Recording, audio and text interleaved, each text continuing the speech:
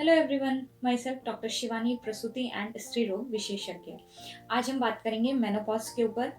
Menopause क्या है? ये कोई भी पैथोलॉजी नहीं है, कोई भी डिजीज नहीं है। ये एक नॉर्मल फिजियोलॉजिकल चेंज है जो हर लेडी में होता है। तो सबसे पहले कि मेनोपॉज होता क्या है। मेनोपॉज तब बोला जाता है जब पीरियड्स आने बंद हो जाते हैं। It means caseation of periods. जब पीरियड्स का आना बंद हो जाता है तो उसको मेनोपॉज बोला जाता है। अब ये नहीं कि 2 महीने के लिए पीरियड्स नहीं आए या 3 महीने के लिए पीरियड्स नहीं आए तो हम उसको मेनोपॉज समझेंगे। जब कंटिन्यूस 1 साल के लिए पीरियड्स आना बंद हो जाते हैं तब मेनोपॉज कंसिडर किया जाता है। सेकंड, मेनोपॉज की एज क्या रहती है? तो 45 से 55 ईयर्स के बीच में ये हो सकता है। एवरेज एज जो मानी जाती है वो 50 ईयर्स है कि 50 ईयर्स के अराउंड मेनोपॉज हो जाता है। बट ये कंसिडर किया जाता है 45 से 55 के बीच में। 45 से 55 के बीच में अगर हो रहा है तो ये नॉर्मल है। 45 से अगर पहले हो जाता है, 45 से पहले अगर पीरियड्स आना बंद हो जाता है तो उसको फिर प्री मैच्योर ओवेरियन फेलियर बोला जाता है। आफ्टर 55 अगर पीरियड्स फिर भी आ रहे हैं तो इट मीन्स कुछ और प्रॉब्लम है जिसकी वजह से पीरियड्स कंटिन्यू हो रहे हैं। ठीक है, तो जो इसकी नॉर्मल एवरेज एज है वो 45 टू 55 ईयर्स है। नेक्स्ट हम बात करते हैं कि मेनोपॉज क्यों होता है। तो ये मेनली जो हमारी ओवरी है उसके अंदर फॉलिकल्स का वॉल्यूम रिजर्व रहता है। मीन्स उसके अंदर जो नंबर ऑफ फॉलिकल्स हैं वो फिक्स रहते हैं। वही फॉलिकल्स हर साइकिल में एक फॉलिकल मैच्योर होता है, रप्चर होता है, इस तरह से ये कंटिन्यू रहता है। जब ओवरी के अंदर सारे फॉलिकल्स खत्म हो जाते हैं उस टाइम पे ये मेनोपॉज आता है। जब कोई फॉलिकल ही नहीं बचेगा तो आगे मैच्योर कैसे होगा और ये पीरियड्स कैसे कंटिन्यू रहेंगे। तो जब वो ओवरी का वॉल्यूम खत्म हो जाता है उस टाइम पे ये मेनोपॉज आता है। तो अब हम बात करते हैं सिम्टम्स के ऊपर, क्या क्या सिम्टम्स देखने को मिलते हैं लेडी के अंदर। तो सबसे पहले आता है मेंस्ट्रुअल इर्रेगुलरिटी, जो साइकिल है वो इर्रेगुलर हो जाती है। सेकंड, हॉट फ्लशेस देखने को मिलते हैं। हॉट फ्लशेस क्या रहता है? बॉडी के अंदर एकदम से हीट जनरेट होती है और एकदम कम हो जाती है। नाइट स्वेट देखने को मिलते हैं, रात में एकदम से पसीना आ जाना। स्लीप डिस्टर्ब रहती है। तो ये मेनली सब किस वजह से रहता है? जो एस्ट्रोजन हार्मोन है वो कम हो रहा होता है और जो एफएसएच और एलएच हार्मोन है वो बढ़े हुए होते हैं। तो इनकी वजह से हॉट फ्लशेस और नाइट स्वेट देखने को मिलते हैं। नेक्स्ट बात करें तो बहुत ज़्यादा इरिटेशन देखने को मिलती है, मूड स्विंग्स देखने को मिलते हैं, डिप्रेस्ड मूड रहता है। ये सब किसकी वजह से? एस्ट्रोजन के कम होने की वजह से देखने को मिलता है।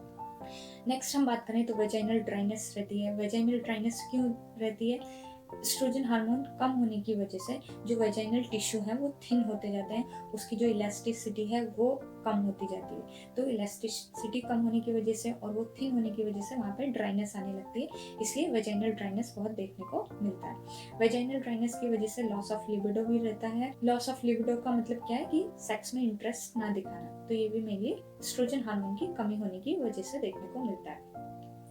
नेक्स्ट हम बात करें तो रिकरेंट यूटीआई होने के चांसेस बहुत ज़्यादा रहते हैं। Recurrent UTI it means bar bar urine infection होना।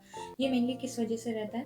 तो वेजाइना के अंदर दोनों तरह के बैक्टीरिया रहते हैं, अच्छे बैक्टीरिया भी रहते हैं, बेकार बैक्टीरिया भी रहते हैं। लेकिन मेनली जो लैक्टोबैसिलस है वो वेजाइनल पीएच को मेंटेन करके रखता है, जिसकी वजह से वहाँ पे सिर्फ अच्छे बैक्टीरिया रहते हैं, खराब बैक्टीरिया नहीं अराइज होते हैं।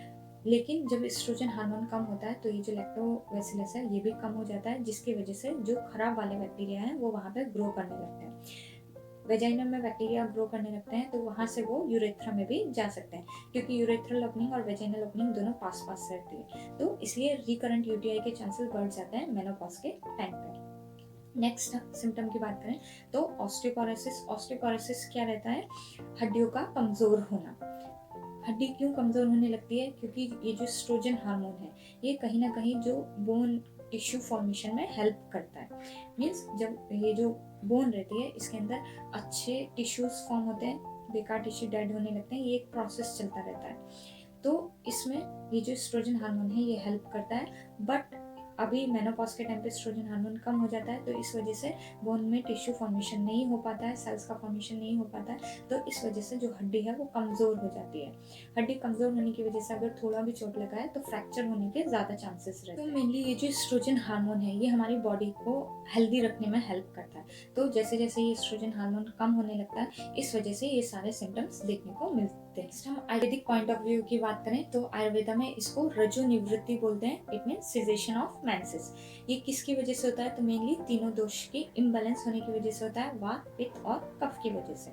जब वात एग्रीवेट होगा तो क्या क्या सिम्टम्स देखने को मिलेंगे? एंग्जाइटी रहेगी पेशेंट को, ऑस्टियोपोरोटिक चेंजेस देखने को मिलेंगे, इरिटेबिलिटी रहेगी, ड्राई स्किन देखने को मिलेगी, वेजाइनल ड्राइनेस रहेगा। तो ये जो सारे सिम्टम्स है ये वात दोष के एग्रीवेट होने की वजह से देखने को मिलेंगे। जब पित्त दोष का एग्रीवेशन रहेगा तो पेशेंट को हॉट फ्लैशेस रहेंगे, एंग्री मूड रहेगा, यूटीआई सिम्टम्स देखने को मिल सकते हैं।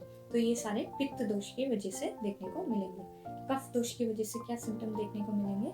तो वेट गेन रहेगा, वीकनेस रहेगी, थोड़ा सा ही काम करने पे एकदम थकान लगने लगेगी। तो ये कफ दोष की वजह से सिम्टम देखने को मिलते हैं। नेक्स्ट इसमें धातु क्षय देखने को मिलता है। It means tissue depletion. तो रस धातु का जब क्षय होगा तो उसमें हमको क्या क्या सिम्टम्स देखने को मिलेंगे? तो लेडी को बहुत ज़्यादा इरिटेशन रहेगी, जनरलाइज वीकनेस रहेगा। इट मीन्स थोड़ा ही काम करने पर ज़्यादा थकान महसूस होगी। रक्त धातु में कमी होने की वजह से क्या रहेगा? जो मेंसेस है वो बंद हो जाएंगे। मांस धातु में कमी होने की वजह से जो स्किन की इलास्टिसिटी रहती है, टोन रहती है, उसमें चेंजेस आने लगते हैं। मेद धातु में कमी होने की वजह से जो स्किन है वो ड्राई होने लगती है। अस्थि धातु का क्षय होने पर जो ऑस्टियोपोरोटिक चेंजेस है वो देखने को मिलेंगे।